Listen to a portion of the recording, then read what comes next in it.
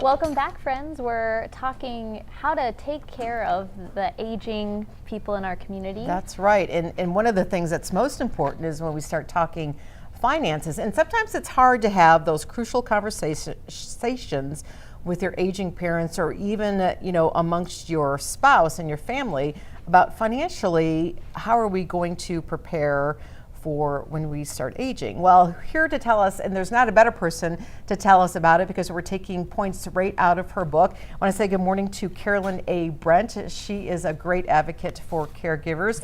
From beautiful Florida, you're joining us, correct? Is that where you are this morning? I'm in Florida, and actually the sun is not shining. It's overcast, but it's still beautiful. Well, we just enjoy having you here no matter where you're from and talking with us from. So, Carolyn, we are talking an important topic when we're talking conversations about money.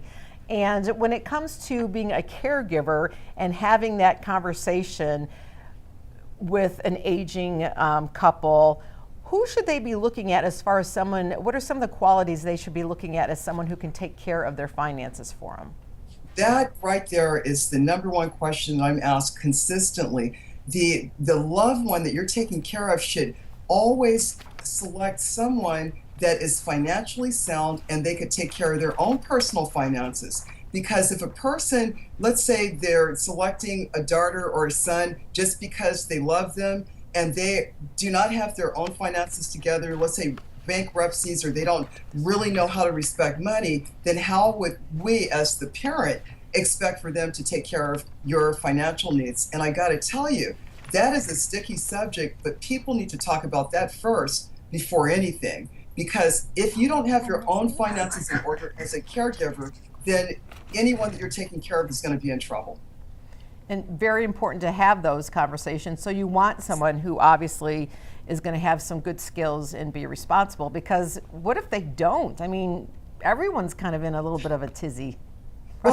Well, the key thing I tell folks, you got to select someone as if you are interviewing someone for a job. They need to be not only financially savvy, but they have to be able to deal with the bank institutions, hospitals, Medicare, Medicaid, whatever the social society has given the person. They have to be able to really be a financial advocate, because the older and sicker a person becomes, or even if they're young and sick, the financial part continues to go soar. There's no end to it. So if a person is not financially capable of handling their own finances, they should not volunteer, or that person should not select a person for a fiduciary if that person will not have that person's well-being in mind. And I really have to say this because this is so important.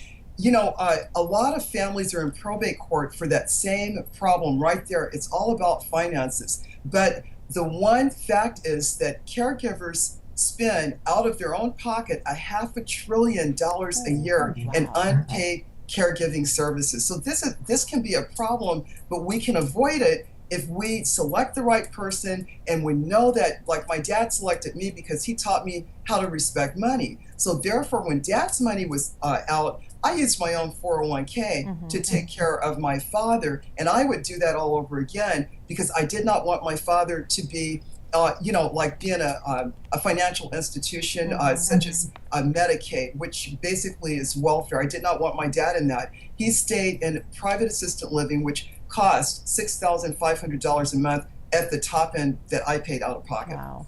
And there are such a wide range in how much those facilities cost. I guess, do you have any tips as to how to kind of weigh out how that might be best and if it's really worth the money?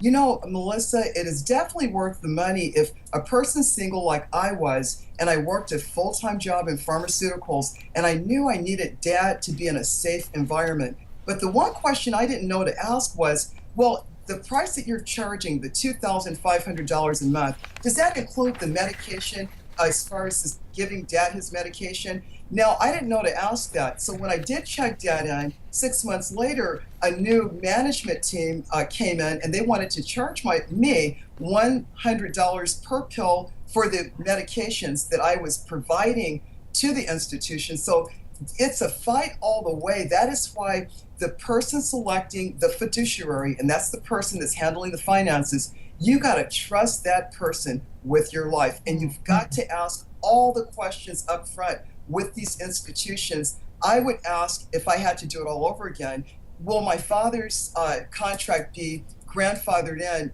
just in case you sell the institution, or if someone buys it, will the contract be solid, the financial agreement? So that's really key. And those are questions we don't even ask. We don't know to ask those questions. Absolutely. And Carolyn, that's why we have you joining us once a month to share these questions and answers with our viewing audience. And if you want to stay with us, we're going to talk more about some of the crucial conversations that you need to have amongst yourselves when we come back. Stay with us. I'm just living in this moment.